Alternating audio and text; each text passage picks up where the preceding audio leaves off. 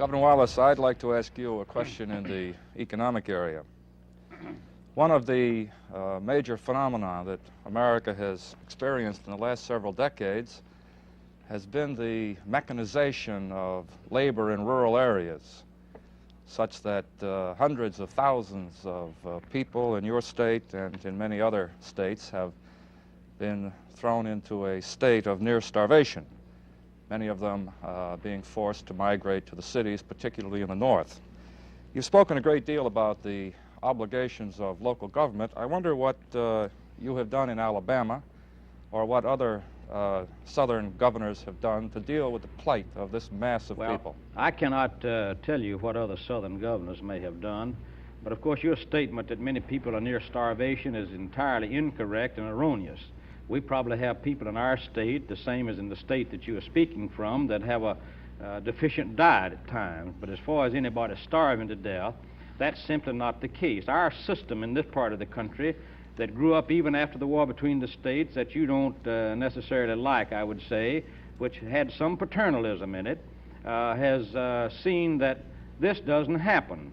But the mechanization of farming, of agriculture, has drawn many people from the rural areas into the large cities of our country unprepared for urban life. We have built a great number of junior colleges and trade schools in our state, and as a consequence, we today have them jammed to capacity with Negro and white students.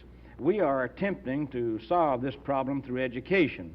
Now, we find that many of our Negro citizens have gone to New Jersey, to Michigan, and to New York because politicians in those states have said it's so good here and it's so bad in Alabama.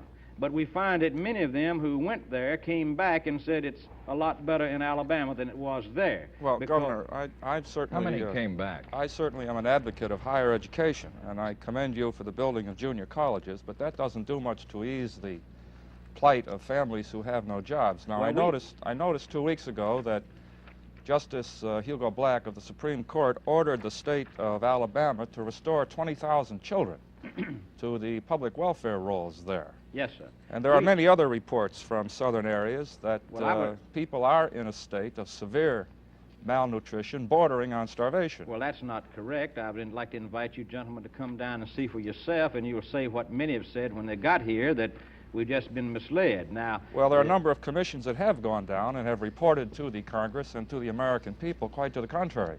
Well, Which that's right, but commissions, that doesn't sir? mean that the commissions are reporting truth, because we just don't have Well, people they're starving very reputable members on these commissions. Well, Professor Cloward, would you cite a specific commission report, and then we can ask the governor about that? Well, there was a commission report that was filed just a few months ago. By whom?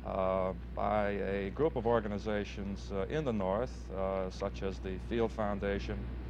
The commission was headed by Mr. Leslie Dunbar, formerly of the Southern Regional Council, and it was supported by a number of foundations, governmental organizations, and private individuals. And they had doctors who examined the condition of children, and very reputable physicians who had no particular stake in condemning the South unnecessarily. Well, this exists where you have poverty, not only in Alabama and the South, but it exists in New York. Well, it does exist in Jersey. Alabama, sir? Is that what you're saying now? I'm saying that what you're saying, you get the commissions to study Alabama, but where did the rioting and where did the breakdown of law and order come because they said conditions were intolerable? It wasn't in Alabama. We didn't have any breakdown of law and order. We didn't have any rioting. Nobody said anything about rioting. It was a No, question I know about you didn't say anything poverty, about Governor. rioting, but they say that Well, the my cause question of the was about- riots came because of poverty. My question was And about the lack- economic policy.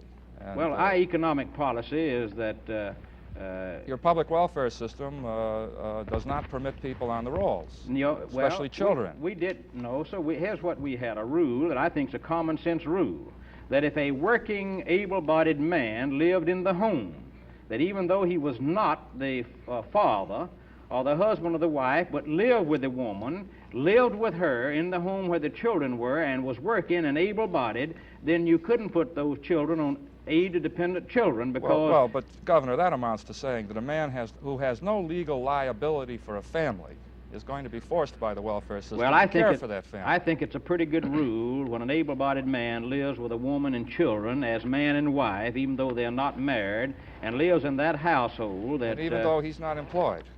No. Even though there's no sir, employment we didn't for say him. that. I said if he was employed. If he's unemployed, then of course they can get aid to dependent children. It was when an able-bodied man lived with a woman, the mother of the children, and had employment.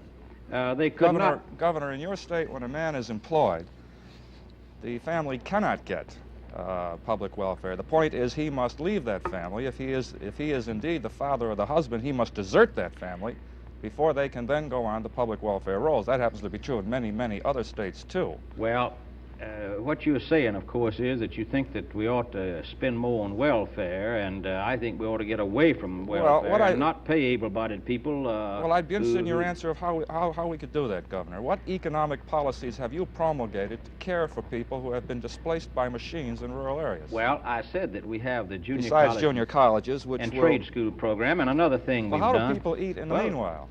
Well, how do they eat in Alabama? How do they eat while they're waiting to grow up to go to those junior colleges? Well, they're eating in Alabama, and it's just not as bad as you've heard it happens to be. And well, now, let me answer. We got, last year in our state, we had more new industry than I think any state save one in the South, $655 million of new and expanded industry. We haven't had the non-white unemployment problem in Alabama that you have in the FEPC states. In fact, the Department of Labor reported statistics that show there's less non-white unemployment. At least this was Governor, a year I'm sorry. ago. Forgive me. Our time is up, and we must leave now from Montgomery, Alabama. Thanks to you, Governor.